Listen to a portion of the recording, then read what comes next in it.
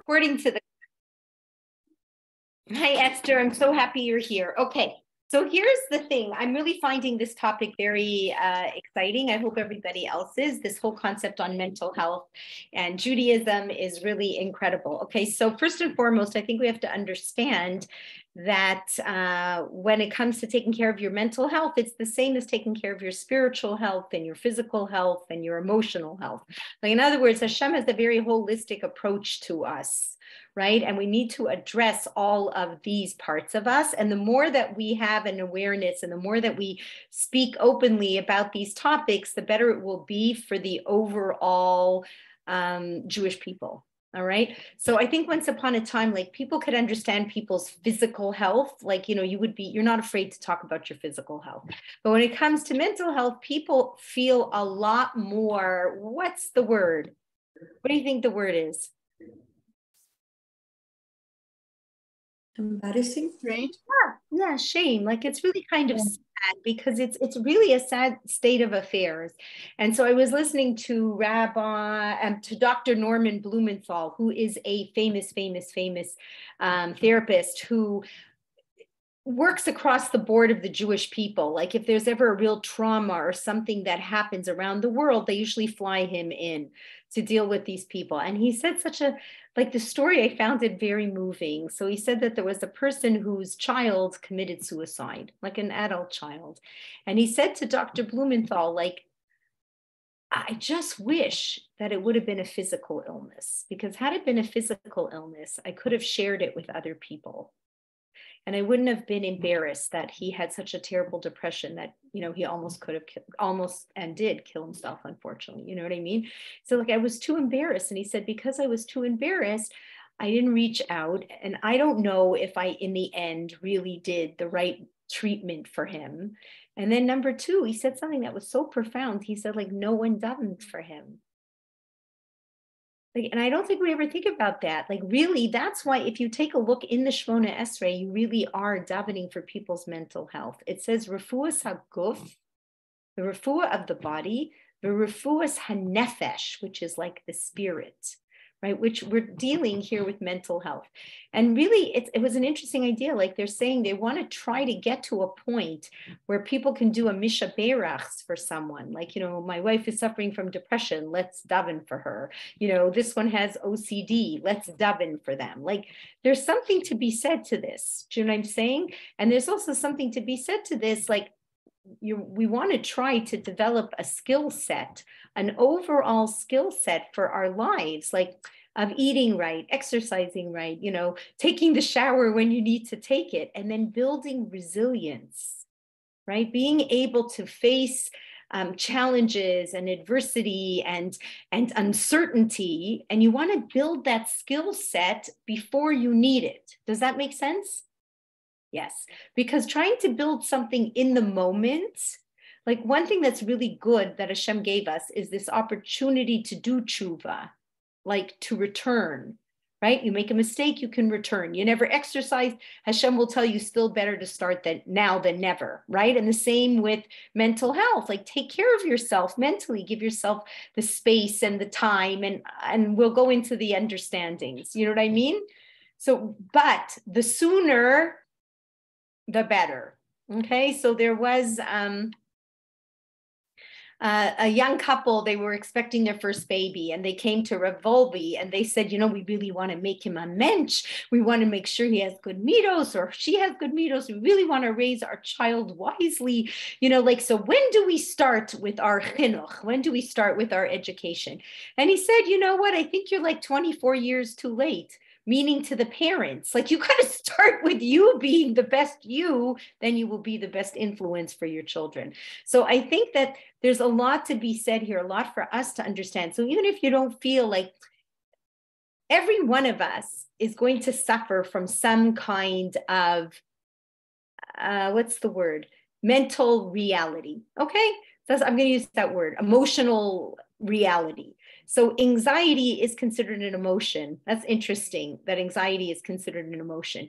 Does anybody know what the definition? I love this definition, okay? Because everyone's like, what does anxiety mean? Okay, so what does anxiety mean? What do you think it means? when we talk about it. I'm just curious what you think, and then I'm going to tell you what the real definition to it is. So does anybody have any ideas? That many? Okay. Okay. Okay, so anxiety, like just listen carefully, because once you get the definition, you'll do so much better. So a lot of us are thinking like, oh my gosh, what's going to be? What's going to be? Okay, so anxiety is an intolerance. It's very hard for you to tolerate uncertainty. So it's not so like, you think of it as something so big and so evil and so this and so. No, it's your inability to deal with uncertainty. That's all. So give me an example. What does that mean, my inability to deal with uncertainty? Changing jobs. Yeah, like you're scared. You're just, what is going to be in the future? So where is that like rooted in us? Where is that rooted in us? Like, why is change so scary? And why is it so, like, why is it that we're like that? Because what are we really looking for? We want to be in control. Right. Okay. So that's exactly what it is. So that's why you're feeling so anxious, right? Because you're so uncertain with what's going to happen. And then, it makes you either, right? What's the things that happen? Fight, flight, or freeze. Okay. Because we're like, what's going to go? What's happening here? It's just your inability to tolerate this uncertainty. So now that you have it in a little box, it's not like, oh my gosh, the world's coming to an end and all my body and the adrenaline and everything's flowing. I'm never going to get out of here. You're going to get out of here. You're just going to have to learn how to tolerate uncertainty. Okay. That's what we're trying to do. Do you know what I mean? That's what we're trying to learn. Okay. So it's interesting. It's very interesting because I'm making it sound so simple. So let's take a look. Okay. Let's take a look at this. What's this continuum of anxiety? Because there's all kinds of anxiety. There's anxiety that's much more like you really, really can't tolerate, or you can tolerate it. And in fact, not only can you tolerate it, you end up actually using it to help you move towards the future. So I'm just going to give you an example, okay? So there's today, unfortunately, in America, because of everything that's going on, there are people who are, intruders in schools, okay? People who are going into schools and trying to, God forbid, shoot people, all right? So now they have, like how we had fire drills, they have intruder drills. Okay, so they will find in these intruder drills, there is 3 groups of people. So that's very interesting. Okay, so just like when you had a fire drill, go back to the days when you had a fire drill. Does anybody here have fire drills in school? Who remembers that? They would tell you today's the day you're having a fire drill when you have to line up, you have to get out the door, you had to go into the parking lot. Do you guys remember this? And everybody was in a row, like this whole deal. Okay. We have fire drills at work. You have fire drills that were good. This is good. Now you can see you're going to be able to work with this anxiety story. Good for you, Sandy. So you have fire drills even today. All right. So now you have these intruder drills. So what do they find? 3 groups. One group of kids are like, oh, if an intruder comes, we're uncertain, but here's the skills. Here's what we got to do, right? We just follow orders. We go out the door, we go out the line. But I have some anxiety, because if I didn't have any, then I'll be one of the other groups. There's a group of kids who just don't believe it. Like, that's so stupid. They have no anxiety over anything. And in fact, what do? They actually act out. They end up acting very silly. And they say, they point their fingers at their friends and go, I'm going to kill you. Like they just act silly. They have no anxiety. So therefore, they do not prepare at all. And then there are some kids who are really, really smart, and they're like letting it get to their head, and they start going, oh, what about if they come through the window? And what about if they do this? And what about if they do that? And then the anxiety does what? Builds. Exactly. It builds and paralyzes them. So really in life, Hashem created a world He did. He created a world with stress and anxiety. And he's trying to tell you, I can't get rid of it. Because if you have no stress and if you have no anxiety, you will not build, you will not grow, you will not move, you will not do anything. So we need a certain amount of anxiety and stress. Does this make sense to you? Because without it, you aren't going to change. You aren't going to grow, right? You have to have some kind of feeling like, oh, this is important. This has a consequence. This, you know what I mean? This is what I need to do. But if you let the anxiety go too far, then what can happen? It can cripple you. And if you let it go too far, you're going to almost like just be so overwhelmed by life, because anxiety is energy. It's an energy. And for you to control that energy, it takes energy. Okay. So we can't like, oh, we're so overly anxious and the body is in fight and flight and this and that. It makes sense that we're really tired. Okay. So now what would the Torah tell each and every one of us? Like, just, we're not going into the clinical anxiety level. Let's just stay at normal life. You know, frustrations, what's going to happen? My car broke down, this happened, that happened, what's going to do, right? So what are some of the ways that you can help yourself tolerate the uncertainty? Tell me ways, tell me things you would say that would just help you tolerate the uncertainty. That the situation is temporary. Okay, Torah says, Gam ze yavor. Okay, that's what Shlomo Melech told us. He had a ring and it said, Gam ze yavor. This Gam ze yavor. This too will pass. Okay, next. What else?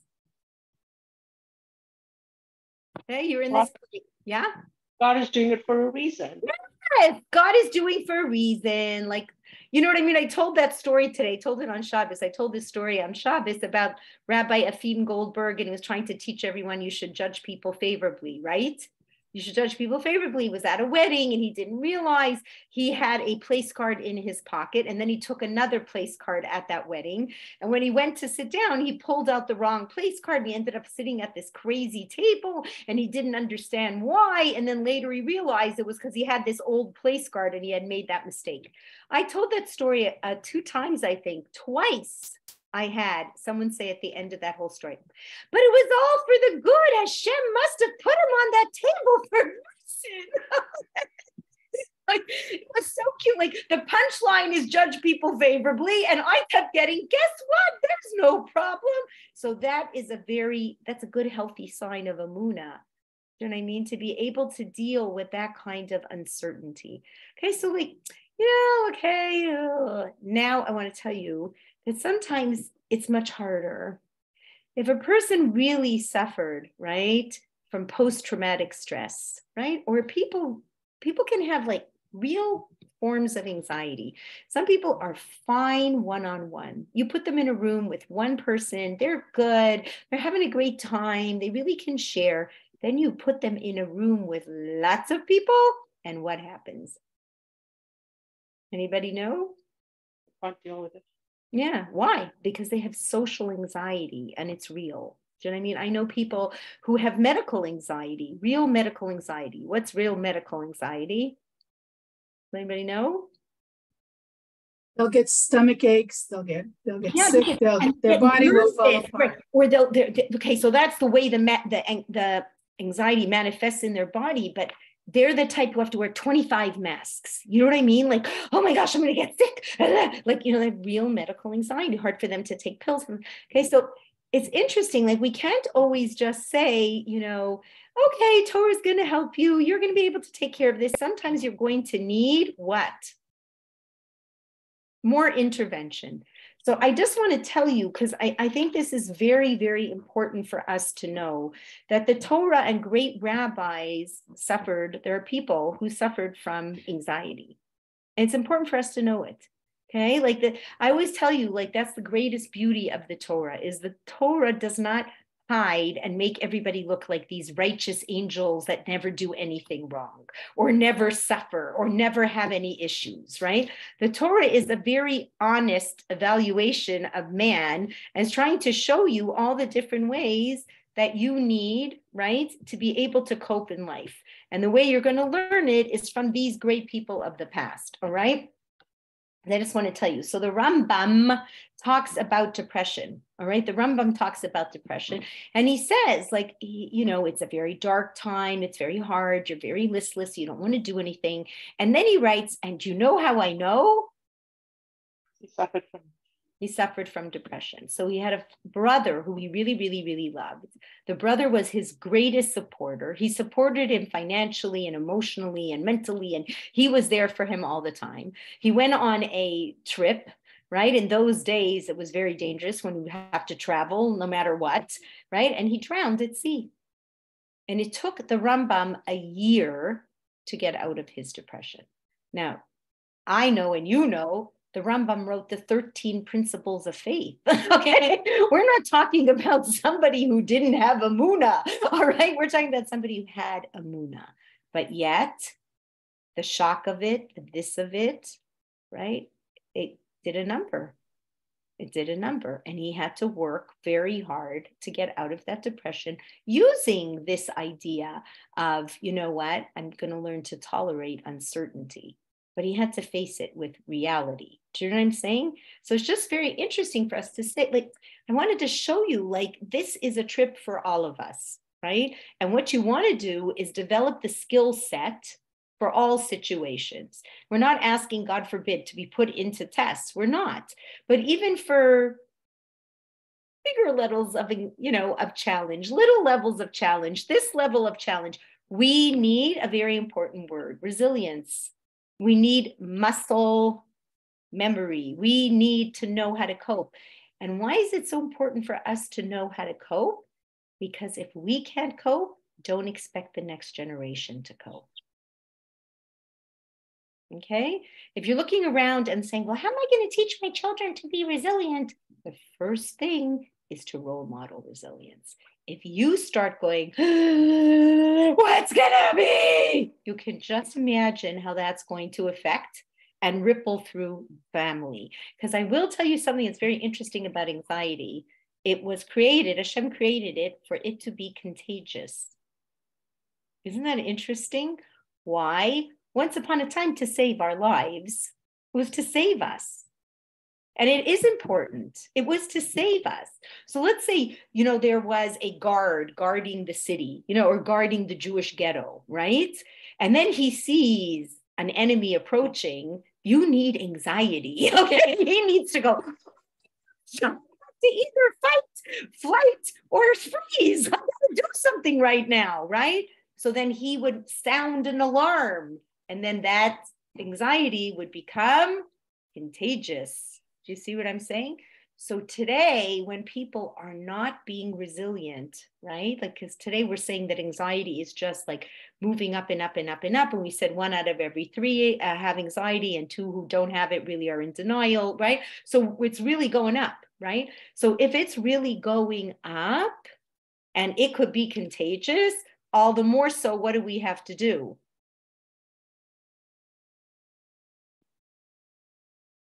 Train ourselves to be ready for it. Yeah, perfect. We have to really ground ourselves. So just even because we throw the words around a lot. I'm so anxious. I'm so stressed. I'm so we throw it around all the time. So we had better know what we're throwing around. Okay. And we better know what the definitions are so that we really know it's not the end of the world. It's just uncertainty. I'm not feeling comfortable with the fact that I'm not so certain. Right? And if my area of intolerance is so much bigger because of, how many people, this was really interesting to me. The Rebbe before this Rebbe, I think it's his yurtzeit tonight, so he should be a Melitz Yasha for us, right? The Lubavitcher Rebbe. The Rebbe before him was called the Rebbe Rav Shab, okay? He was living pre-Holocaust and around that time. He developed terrible, terrible anxiety, terrible depression. They said that he went to Freud. Could you believe that? That he went to Freud. Freud was alive during those days, right? Freud was saved out of the Holocaust and brought to America with Albert Einstein. Okay, but it's just interesting to know, why would Chaim Kanievsky, his wife, was the an amazing tzaddikas. She just passed away maybe, 5-6 years ago. They wrote a beautiful book about her. In the book, they wrote how she would see hundreds of people every day out of the goodness of her heart, trying to help people with their problems. Do you know she took anxiety medication? And Rav Chaim Kanievsky told the author of the book, you have to write it in the book. People have to know. Are we going to say that these people were lacking emunah? No. What are we going to say? It was very overwhelming. Even with knowing, okay, Hashem, you're there, they felt a sense of responsibility.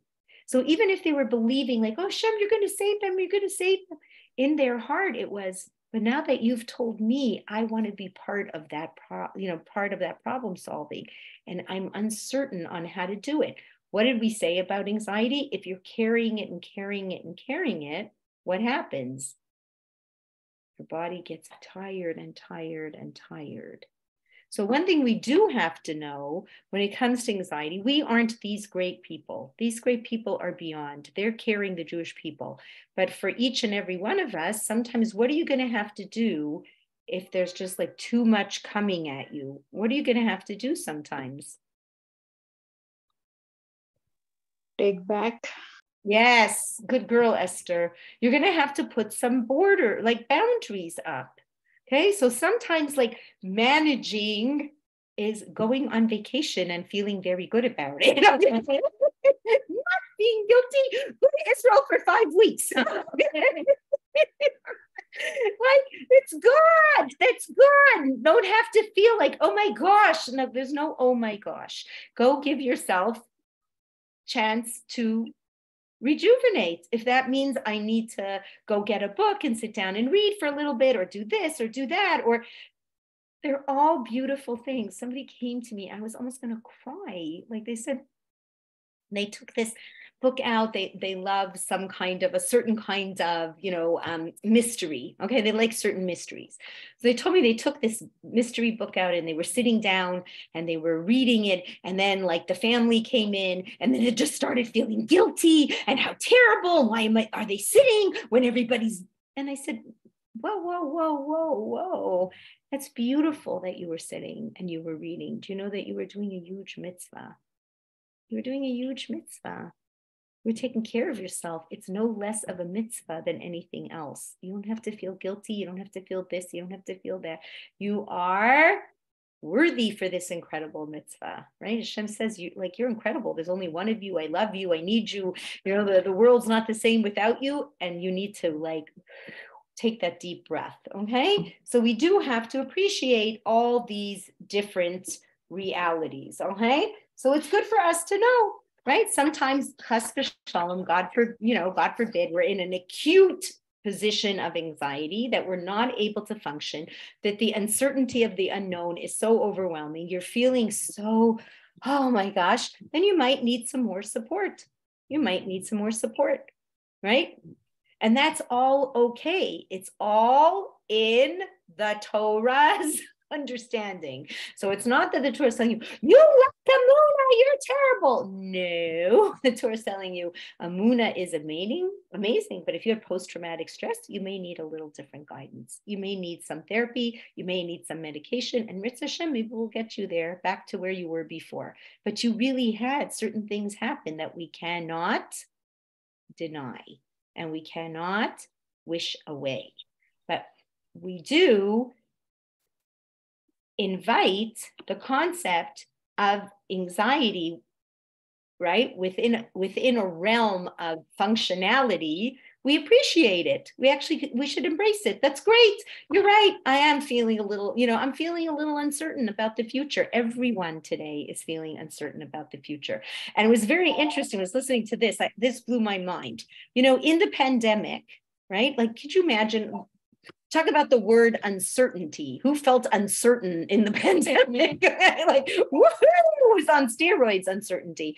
It was interesting. They were saying that people who were going through bouts of anxiety before and had developed skill sets actually did better during the pandemic than other people. Isn't that interesting? because they had already learned how to manage this idea of living with uncertainty. So they were actually doing better than the other people. And that's why the Torah is always telling us, hold on one second, I'm sorry. That's why the Torah is always telling us, like, you got to learn. You have to learn, right? And you have to learn all kinds of knowledge, because the person that you're going to have to lead, we always talk about this, right, is you. This is what I'm finding so much. Like, I'm, talking to somebody today who is really dealing with a lot of mental issues. What's the problem? They're looking for everyone else to save them. Can everyone else save them? No. Like, we can present them, we give, this person's got all kinds of supports surrounding them, but they're not taking the responsibility to what? To really use them. Instead, they're just like, this isn't working. It's not going to get us anywhere. It's really not. So that's why I'm like very excited about this idea. Okay, so let's talk about some of the things of how, like, why anxiety is getting harder for everyone, especially for kids, and especially even for us as adults, because we are, like what Sandy was saying, we're very obsessed with being in control, right?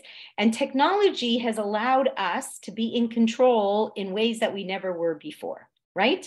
So let's say you were, worried about your kids before. Okay, you could be worried about your kids before, but they didn't have a cell phone, and you didn't have a cell phone to call them every 5 minutes, okay? And they didn't have a cell phone to call you every 5 minutes, so that you should save their neck, okay? Like, you know what I'm saying? Like, there wasn't this time, like, do you remember once upon a time, like, you forgot your lunch? Guess what happened? You forgot your lunch, okay? You had to deal with it. Not your mother, Ubered you now a whole dinner, okay? Because you forgot your lunch. Okay, so we have to be very careful, because what they're finding is that we are bubble wrapping ourselves. Okay, so what would that mean? What's the terminology mean? We're bubble wrapping ourselves. Overprotecting. Yeah, protecting. Say that again, like Sandy. So Amita said, like, we're protecting, but what do we mean by bubble wrapping? We're not leaving any room for any problems, any errors, any deviations. Everything has to be 100%. exact. Any discomfort, anything. Like, I'm laughing, like, I'm just laughing at how nuts we've all become. We wait the whole winter. What are we complaining about? Let's hear. How cold it is. It's so cold. It's so freezing. It's so this. It's so that. I can hardly wait. When's the summer going to come? The summer comes, the first hot day. What do you say? It's so hot. It's so hot. I can't deal with it. It's so hot. The air conditioner. I got to get into the help. Okay. Did anybody here go to overnight camp? Anybody go to overnight camp? Yeah? Mm-hmm. No? Yeah. Okay. Tell me what your bunk was like. Jake. Yes. Okay. Do you know what it's like today? Yeah. Do you ever look in these little advertisements for the camp? We have the best air conditioning. We have state-of-the-art this. We have, like, these people are not going to hotel. They're going to a hotel. Okay. Mm-hmm. Like, I had one of my granddaughters wouldn't go to camp, because this camp is the camp where they teach you how to sleep in a tent and how to rough it out. She goes, she goes, like, why am I paying money to rough it out? We're saying, because we want you to grow. We want you to know that if there was something like some adversity, you would have the resilience to know how to deal with it. Okay. So this is something that's very important for all of us. Like, sometimes, like, I know this sounds funny, put yourself in a little discomfort. Do it. Put yourself in a little discomfort. Don't turn the air conditioning on. Go for a walk and schwitz a little. Realize you're not going to die. Okay? Like, I know this sounds so funny, but it's not, because this is why these levels of anxiety are so high. Like, I was laughing. Like, when we grew up and you were standing in line, did you ever see a sign that says, foul language, mistreatment won't be tolerated? So, like, I was standing, and this guy behind the post office, like, it was taking him a long time. You know why? Because there was a lot of people, and he was only him managing, right? By the time I got up, he was like, apologizing profusely. I feel so bad. I made you wait. And I felt like saying, you know what? I don't think I was waiting more than 5 minutes, but 5 minutes is an eternity today. An eternity. Do you know what I mean? The camps that you were talking about for the kids. Yeah. It was a board, a plywood board with one blanket. And yes, exactly. That was normal. And a million spiders everywhere. I remember it was like a spider and a bug and a mosquito, and you were boiling and this and that. You survived it. You actually thrived in it. Do you know what I mean? And now I'm going to bubble wrap you. Like, you just imagine, right? And now if you bubble wrap yourself in front of all your kids, trust me, they're only expecting to be bubble wrapped. Okay? So we have to be like, it's a very interesting idea, like being able to deal with uncertainty. Sometimes put yourself in that place, right? Or when uncertainty strikes, don't try to, it's interesting, like they say, when you're ready, look, before you get into a full-blown panic attack, you can do all the amuna and like, it's all for the best, you know, and Hashem loves me and blah, blah, all great. Now, once you're in a full-blown panic attack, has anyone here ever had one? I've had one. Anyone ever have a full-blown panic attack? Yes, no? Am I the only one who had one? Okay. Okay, I'm the only one. Okay, so when you're in a full-blown panic attack, it's very scary. Okay, what happens? Your heart is racing. You actually think you are going to die. You think you're having a massive heart attack. I'm just being real. A full-blown panic attack is very scary. Okay, you really think it's like the end of the world. And it's very, very hard because you can't get out of yourself. Do you know what I mean? That's the hard part with any of these emotional, mental realities, is it's very, very hard. You can't leave yourself. Like, you can't say, okay, self, you know, go ahead, have a panic attack, have a this, have a that, and I'll be back in a couple hours when you're feeling better.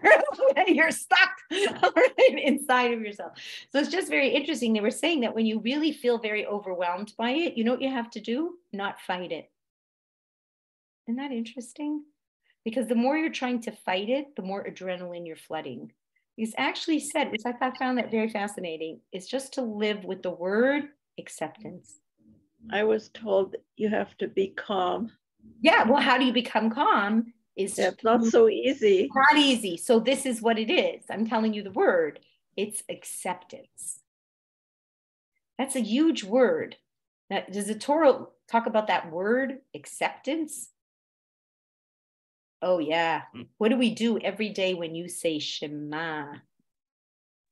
We are accepting the yoke of Hiva. Yes. Isn't that unbelievable?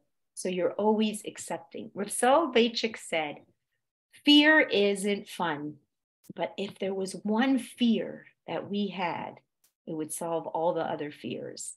Do you know what that fear is? Fear of Hashem. Hashem. Isn't that unbelievable? If we really were in such awe of Hashem, I'm not talking about fear of punishment and fear of getting smashed, and fear. I'm not talking that kind of stuff. I'm talking fear of God's greatness. Fear as in, oh, awesome. Right? So you have that real panic attack and you're uncertain and you could just like feel that kind of fear. Just say, you know what, panic, what's panic really? A bunch of Yetzer Hara. That's what it really is. Okay, so you know what? You're coming on me. Go ahead. I'm not fighting you. Because I can live through this. I'll be fine. Just go ahead. So interesting how it said, like, once you accept a situation, then you can move forward. How many of us are denying a situation? When you keep denial, how are you going to move forward? You just feel exhausted. Yeah, exactly. Perfect. You'll just feel exhausted. Talia, I want to hear from you because you have good things to say. So, I just have a question. Sure. You know, you feel like if you have a Muna, you believe in God and you think God is watching you constantly. Yes.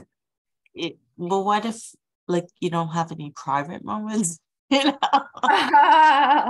Okay. The reason why I didn't mean it in a silly way. It's very, very hard to have, like, the fact that God is within you. Do you know what I'm trying to say? Like, you have the godly light that's with you. Do you know what I'm saying? So I think, being with God is one anyway. Being with, who you are. Do you know what I'm saying? He's connected. He's part of you. It is you. So you don't have to feel like there's no privacy. And in fact, it's actually what's beautiful about it. It's the, like, what we say in the Tehillim all the time, that Hashem doesn't sleep and he doesn't even take a nap. He's always just there with you. He's always watching you. Okay. Now that watching you and always, I sometimes feel it like I'm constantly watched, but use it positively. Do you know what I mean? Use it very positively. It's a gift. And if you're not going to feel it, then he'll be there, but you won't be watched. Do you see what I'm trying to say? Pardon me? If you don't want to feel it, you don't want to accept Hashem in. There's tons of people, like you're saying to me, oh, I feel like Hashem's always with me. How many people would tell me what? The exact opposite. I don't believe that there's a God. I don't believe he's anywhere. I'm in charge. I don't give up anything about him. I don't even believe he exists, right? And yet I'm telling you that we all have a piece of God in us. So that piece is not going to be, activated and felt unless you want it to be, right? Because that's where God's not going to force himself on you. So, he may be watching, he may know, which the Torah tells you he does. It's all being recorded and watched, just like it's interesting. Like you could be being videoed, like you don't even know it.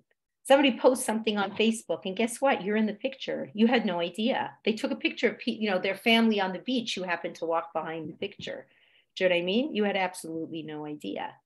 So, it's not that God isn't watching these people. They're just refusing to see it. They're not interested. They're like indifferent. It doesn't make a difference. So you're feeling it very, what's the word? Intrusive. Yeah. You're like, I don't want you to feel intruded by it. You want to feel like this is part of who you are. There's like a godly light in you.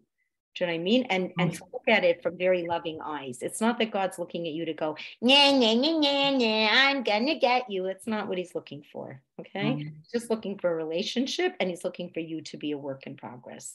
But he's not looking to get you. The opposite. Anyone who is at all God aware today is a prince and a princess. Okay. So don't look at it from that way, and look at it as he's going to be there to help you. Even like he may be the one who put you in a certain circumstance, but he's not going to drop you in it. He's going to try to take care of you. So I'll tell you a nice line from this Rabbi Efim Goldberg, who is a very, very, accomplished person.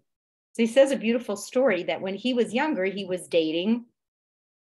And I guess you cross the bridge, like from one part of New York to the other side. Like, sometimes you have to go over, I forgot what the name of the bridge is. It's a very famous bridge. You go over on the other side. Okay. So he's going on his date and he didn't have the best car. He had like a jalopy, he's driving, and then it goes,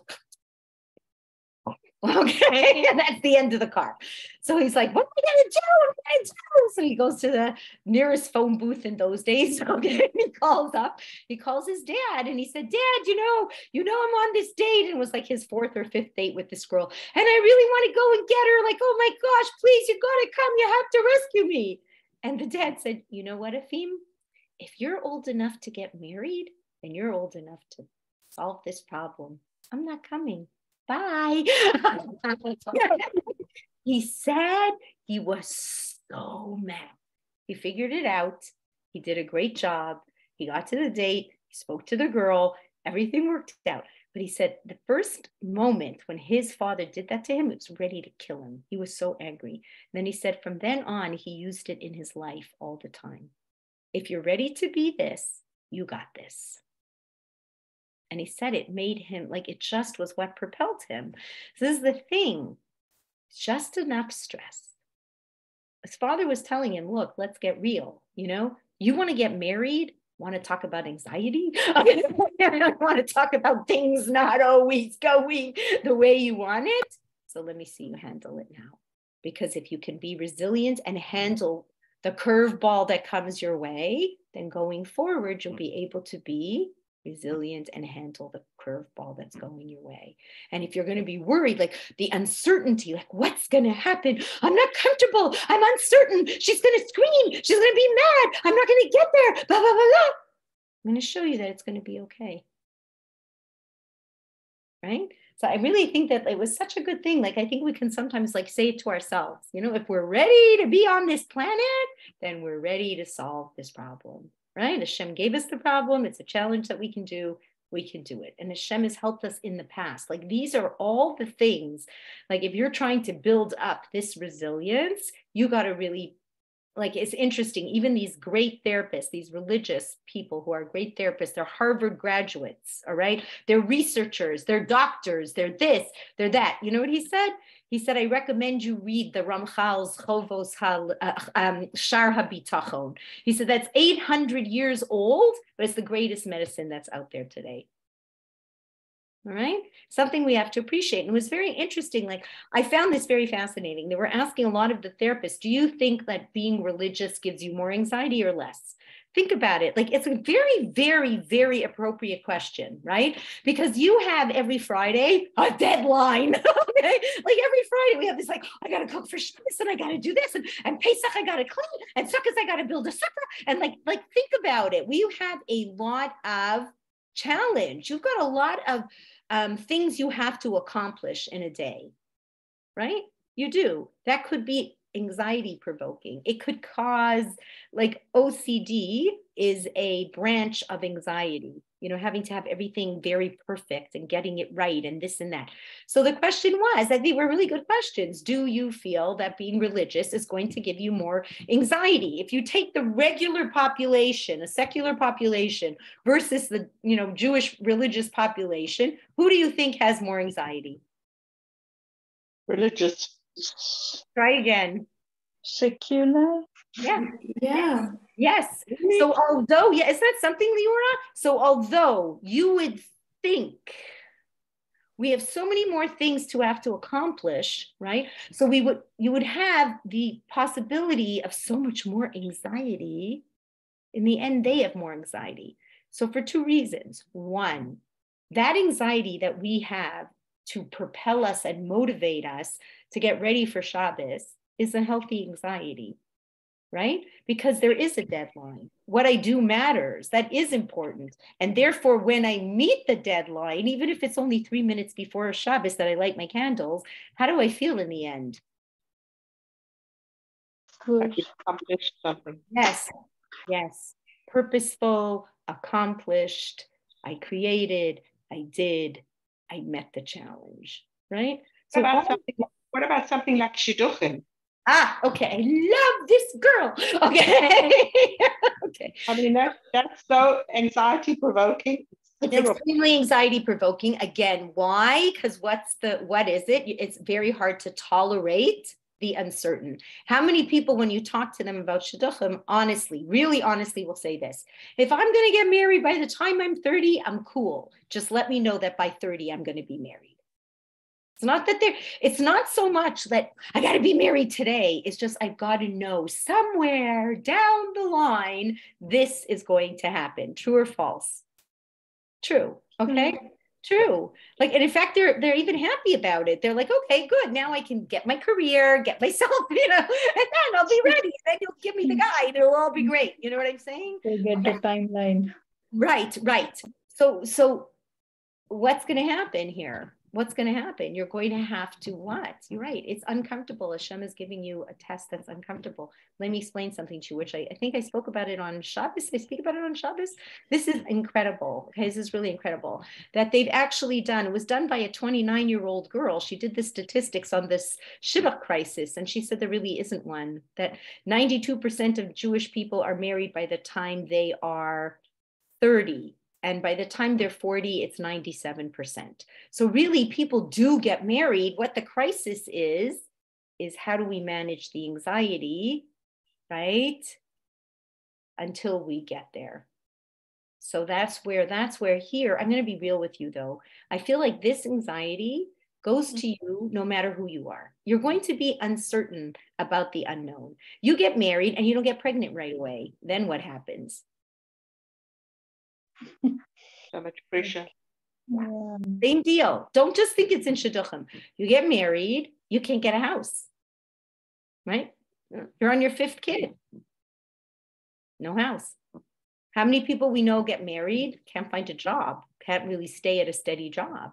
Okay, so this is going to hit us no matter who we are. It's going to be under a different title, but it's going to be the same. It's going to be that same reality. We're still going to have to learn to live with the resilience of, right, living with how it can be very uncomfortable when we are uncertain. And we're just going to have to live with it. And we're going to, like, there are people we have to appreciate. Like, imagine, like, I don't have it, Baruch Hashem. Anybody here have anxiety going on airplanes? No. No. Oh, yeah, Mita's being real. Okay, love you, Mita. Okay, like, so that's hard for you. It's hard. So it was very interesting. One of these professors who was speaking, who was a professor in Harvard, he was saying he has terrible flight anxiety. He goes on it and he goes, okay, plane's going up 100 million miles in the air, and I don't know the guy who's driving it, and I'm not in control. He's like, okay, so you know what?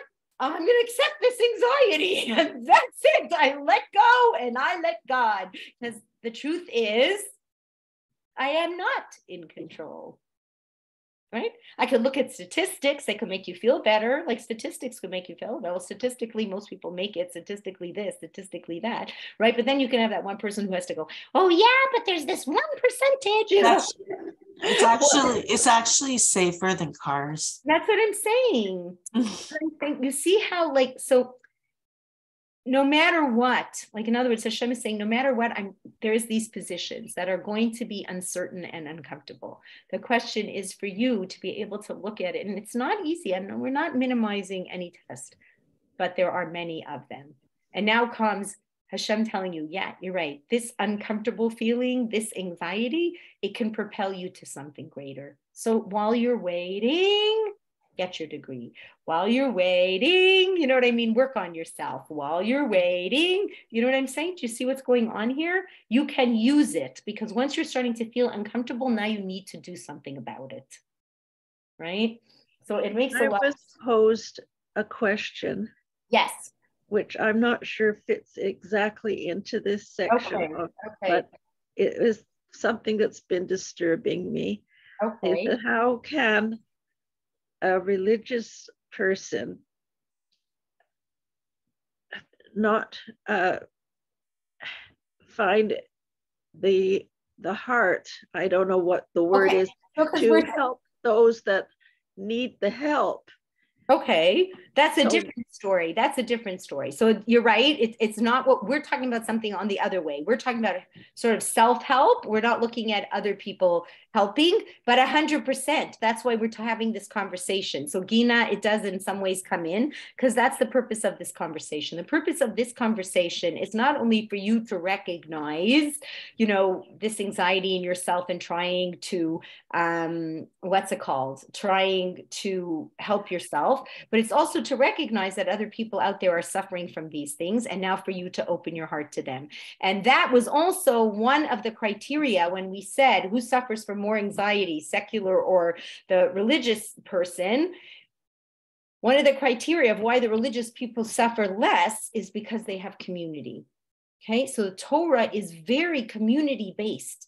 Hashem says you cannot live without a community. In Pirkei Avos, it says you must find yourself a rabbi, find yourself a community, don't live outside, right? If someone is converting to Judaism, first thing they have to do is find a community. If they aren't willing to move within the Jewish community, then you're not going to convert them. That's the way it goes.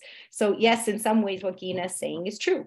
So here are the things. You have this belief in Hashem, you have this concept of community and family, and you're looking for that kind of support, right? It was also very interesting because they asked, like, do religious people not seek for help? Are they slower at it than the secular world? And the answer was they're actually faster at it. Okay, so why are they faster at it? Because we're really a nation of people who are forever looking for self-growth. You should be talking to yourself, doing your cheshbon hanefesh every day. Do you know what I'm saying?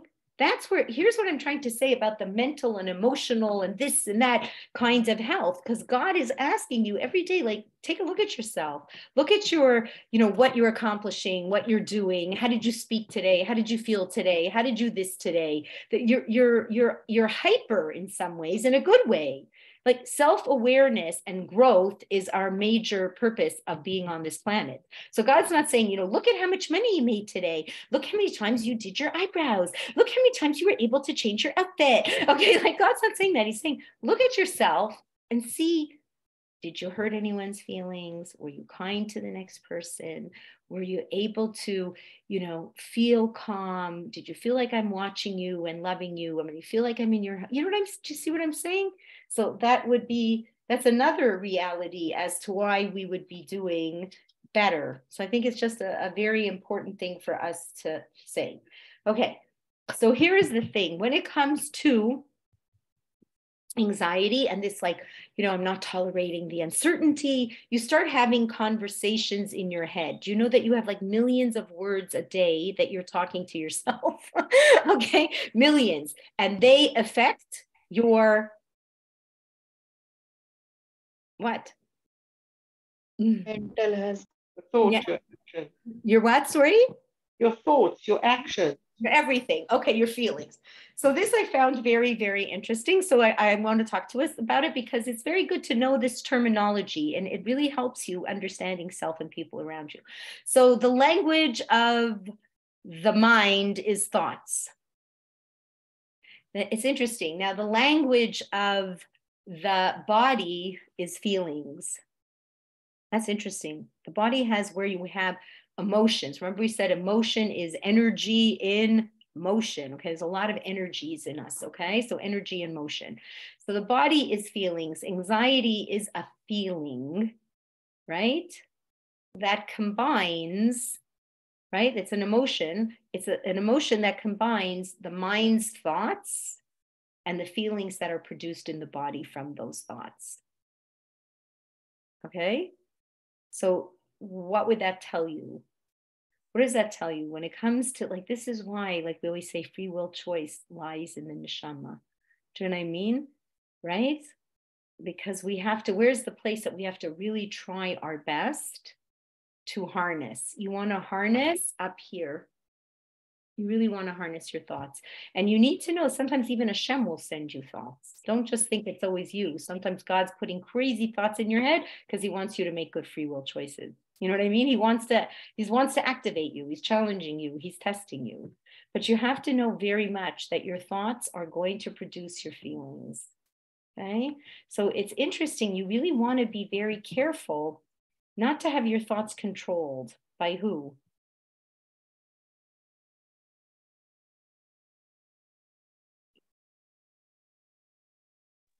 By others, by Yes, the excellent. situation, Yeah, by your environment, by your society, by, like, who's trying to get your thoughts? Now, be really real. Who is trying to get your thoughts? Think about it. Everybody. Oh yeah, good girl, Gina. That was exactly it. If I get your thoughts, then what do I get to do? I get to manipulate you. I'm just being real. So definitely anyone who wants you to buy something, right? Every ad that you're watching out there, they're trying to get your thoughts. I need it. I want it. It looks good, right? And then that's going to... I have never seen so many commercials in my life. As you are right now. I'm laughing because, like, so many of us... There used to be 1 minute per commercial, and now there's like about 15. And not only that, minute. you know how now it's a whole different world. It's such a scary world. I don't even know what they're talking about. Right. But besides that, what's so scary? Because now they manipulate your thoughts 10 times more than they ever did. If you go online, anybody ever do this? You go online, you search for a couch. What do you find the next day when you're watching YouTube or you're watching anything? What do you find? All video related to what you watched. Yeah, it's not normal. Suddenly you got 1,000 things about couches. 10,000 couches. Yeah, 10 couches. And I remember the first time it happened to me, I was like, gee, how did they know? I'm like, is this a coincidence or what? What's Hashem sending me a message? No. So we have to be so careful. This is why the Torah is very, very into, like, who you expose yourself to, what you keep looking at, because if you don't really realize, like, these thoughts can really stimulate all these different feelings, and then these feelings stimulate certain actions. right? And there might be actions that you really don't want to do. Do you know what I mean? So we have to be like very aware. So I think it's just good for us to know that. Okay, so emotion is that combination of the thoughts and the feelings that the body starts to have.